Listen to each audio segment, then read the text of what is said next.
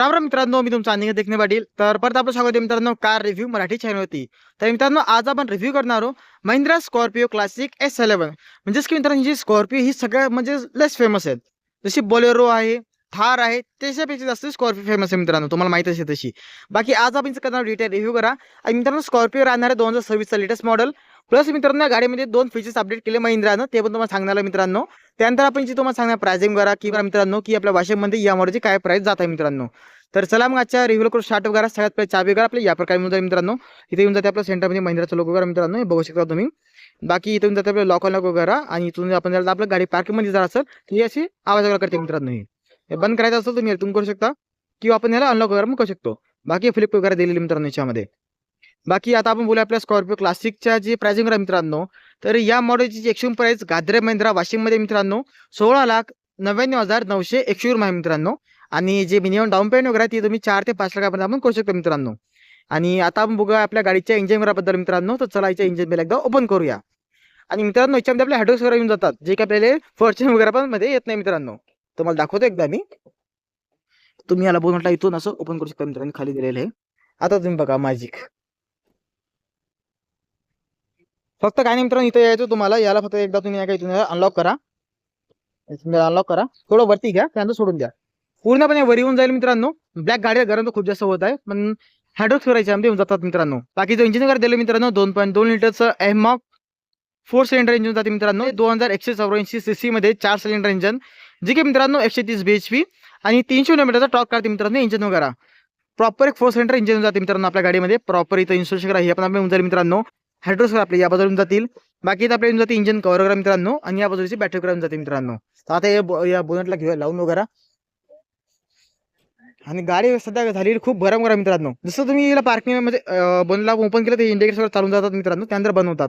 मी सांगत होतो गाडी सध्या गरम झालेली, कारण की ब्लॅक गाडी वगैरे आहे, लवकर गरम गरम होऊन जाते उन्हात, तुम्हाला माहित असेल.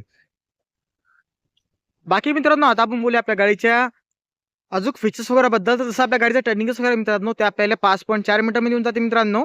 आणि जे डिझेल टँक वगैरे गाडीमध्ये ते आपल्याला येऊन जाते 60 लिटरमध्ये.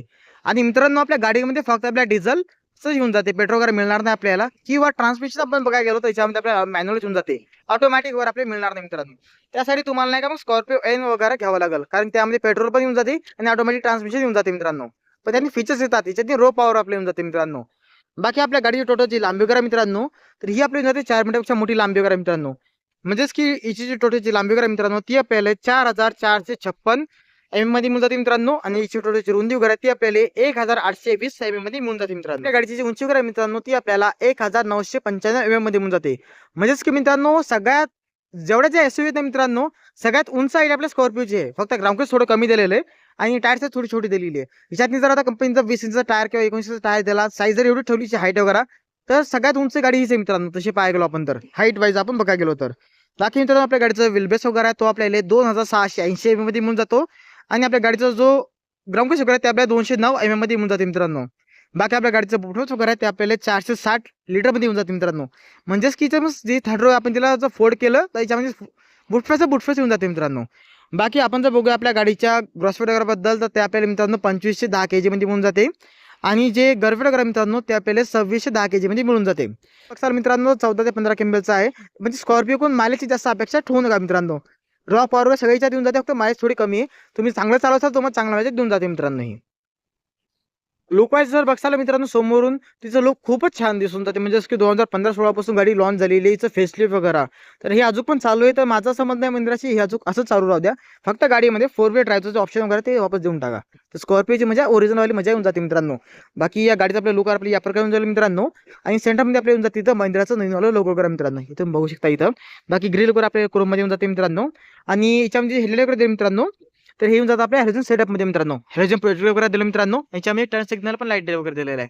म्हणजे की तुम्ही ज्या साईडला टायर वगैरे कळत असाल त्या बाजूला हे लाईट वगैरे चालून जाते मित्रांनो. बाकी हायपीमसाठी आपल्या हॅलोजन लाईट दिलेला आहे. आयब्रो वगैरे आपली वरती दिली मित्रांनो, म्हणजे डीआर टाईप आहे. आणि खाली आपल्याला जाते मित्रांनो इथं फॉगलाईट वगैरे. बाकी इथं येऊन जाते मित्रांनो आपल्याला डीआरएस वगैरे. बाकी टायर सेकरचं बघाल मित्रांनो, तर यामध्ये जो टायर दिलेला आपल्याला हे येऊन जाते आपल्या ब्रिस्टॉनचे टायर वगैरे मित्रांनो.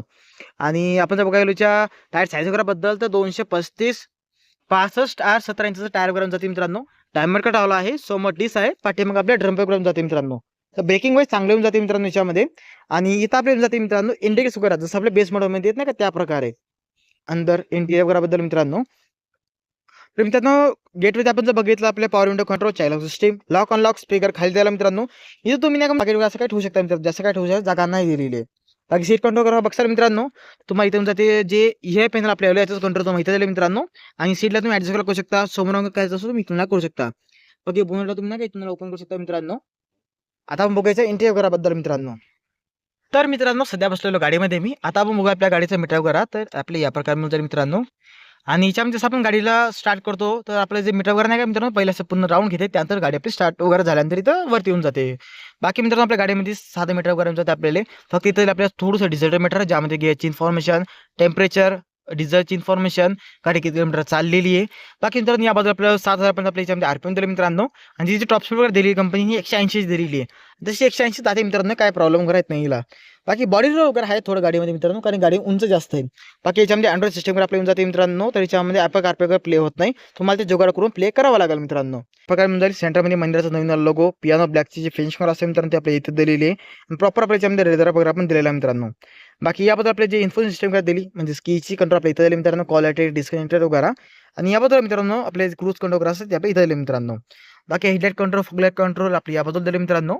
आणि याबद्दल आपले जे वायपर सेटअप वगैरे असतात त्याचे कंट्रोल दिले मित्रांनो.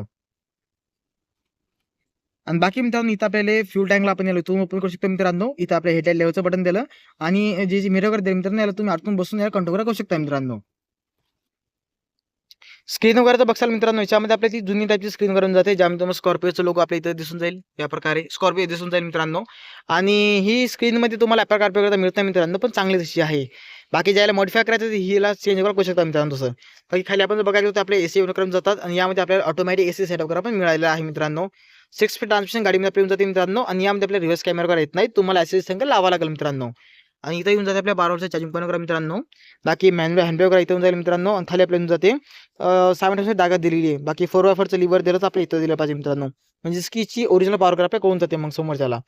बाकी मित्रांनो क्लबॉक्स आपल्या इथं दिसून जाईल मित्रांनो. आणि आपल्या येऊन जाते पियानो ब्लॅक संग स्कॉर्पिओची बॅजिंग आपल्या या प्रकारे इथं मिळून जाईल मित्रांनो. बाकी गाडीमध्ये आपल्या कम्फर्टसाठी आपल्याला हर सीट पैसे पर्सनल आपला आमरेश वगैरे दिलेला मित्रांनो, तर गाडीमध्ये कम्फर्ट वगैरे चांगला येऊन जाते मित्रांनो. तर या प्रकारे आपल्या गाडीचं जे इंटेरियर वगैरे ते आपल्याला मिळून जाईल मित्रांनो. बाकी मित्रांनो आता आपण बघूया आपल्या गाडीच्या सेकंड रो वगैरेबद्दल. तर सेकंड रो मध्ये कसा स्पेस वगैरे आपल्याला येऊन जाईल स्कॉर्पिओ क्लासिकमध्ये. तर सगळ्यात पहिले आपल्याला चढासाठी इथं आपल्या जागा वगैरे दिलेली आहे, पण वरती हँड करायचं दिलेली आहे. तर कोणाचं बुवा जास्त जर असं नाजूक असेल तर आरामात चढू शकता धरून. बाकी मित्रांनो स्पेस वगैरे जो आहे खाली चांगला दिलेला आहे. इथं आपल्याला जातात 2 एसी वगैरे मित्रांनो. पाठीमागे टाईप सी चार्जिंग पॉईंट वगैरे म्हणजे काहीच नाही ऑप्शन.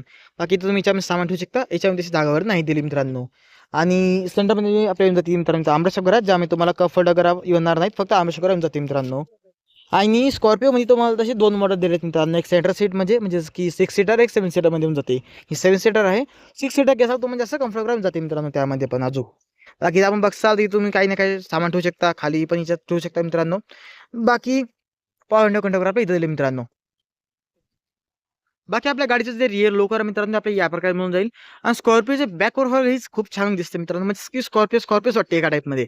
बाकी मित्रांनो आपण जर आता बेस मोड जर घ्यायला गेलो तर तुम्हाला त्यातनी काय काय मिळणार नाही. तर सगळ्यात पहिले मित्रांनो यातून तुम्हाला रिअर वायपर वगैरे मिळणार नाही, स्पॉइलर येणार नाही, तर रिअर हे वॉशर वगैरे पण काही येणार नाही. पण यामध्ये आपल्या रिअर वायपर होऊन जाते, डिफॉगर होऊन जाते, हॅलम स्टॉप लॅम्प, वॉशर वगैरे आपल्या येऊन जाते मित्रांनो, स्पॉइलर वगैरे पण याच्यामध्ये येऊन जाते. बाकी यावर तुम्हाला स्कॉर्पिओ क्लासिक S11ची बॅजिंग करून जाते मित्रांनो. आणि हिची जी टेलर वगैरे दिली मित्रांनो ही एवढी मोठी फंक्शन नाही आहे. तुम्ही याला आफ्टर मार्केट काम करून याला फंक्शन करू शकता. हे एवढंच सध्या चालू राहते मित्रांनो, जसं की ब्रेक लाईट वगैरे येऊन जातील, इंडिकेटर्स आणि रिव्हर्स लाईट वगैरे इथं दिली. स्कॉर्पिओची बॅजिंग आपल्या इथे येऊन जाईल मित्रांनो. बाकी पाठीमागे अजून जो बघसाल तर याच्यामध्ये अजून एक फीचर्स आहे मित्रांनो स्मार्ट हायब्रिडचा, सॉरी मायक्रो हायब्रिडचा. तर तो फीचर्स काढून टाकला मित्रांनो. आता याच्यामध्ये काहीच तर दिलं नाही, फक्त 2 फीचर्स वाढवले तर ESP आणि हिल डिसेंट कंट्रोल करा मित्रांनो. बाकी खालीपर्यंत जातो 2 पार्किंग सेन्सर करा मित्रांनो. आणि तुम्हाला कोणाचं टोचिंग वगैरे करायचं असेल तुम्ही टोचची जागा दिलेली डायरेक्ट टोचिंग करू शकता आरामात. अगदी आपल्या इथं दिले मित्रांनो. डिकी वगैरे बघसाल आपले या प्रकारे म्हणजे मित्रांनो पाठीमागे चांगला स्पेस वरून जाते. आणि इथं 2 आपले स्पीकर दिलेत यामध्ये. तर लुक वाईज ही चांगली मित्रांनो. बाकी तुम्हाला जर फ्यूल टँकला ओपन करायचं तुम्ही याला इथून आरामात असं ओपन करू शकता मित्रांनो. आणि या बाजून जो बीचा DF टँकला तुम्ही ओपन करू शकता मित्रांनो, हे बघू शकता तुम्ही. त्याच्यामध्ये युरा टँक तुम्हाला या बाजूला दिलेला आहे आणि या बाजूला तुम्हाला दिलं आपलं इथं डिझेलचं टँक वर मित्रांनो, जे की आपल्या येऊन जाते 60 लिटर संघ. इथं माझ्याकडे पाहायला गेलं तर आपल्या 14 ते 15 किलोमीटरच आहे मित्रांनो. चांगलं चालू असाल तर तुम्ही चांगलं जास्त माहिती पण देऊ शकते मित्रांनो ही. बाकी मित्रांनो स्कॉर्पिओमध्ये आपल्याला जी एमॉक्सची बॅजिंग वगैरे असतात जशी थारमध्ये ते 4x4 मध्ये त्या प्रकारची आपल्या इथं पण दिलेली आहे जसं मेन इंजिन वगैरे आहे मित्रांनो. बाकी मित्रांनो तुम्हाला आपला रिव्ह्यू करा कसा वाटला मराठीमध्ये कमेंट करून सांगा आणि आपल्या मराठी चॅनलमध्ये जर नवीन आलेला असाल मित्रांनो तर आपल्या चॅनल सबस्क्राईब करायला विसरू नका. अजून अशा मराठी रिव्ह्यूसाठी मित्रांनो. चला भेटूया नेक्स्ट व्हिडिओमध्ये. आजच्या व्हिडिओमध्ये एवढंच. राम सगळ्यांना.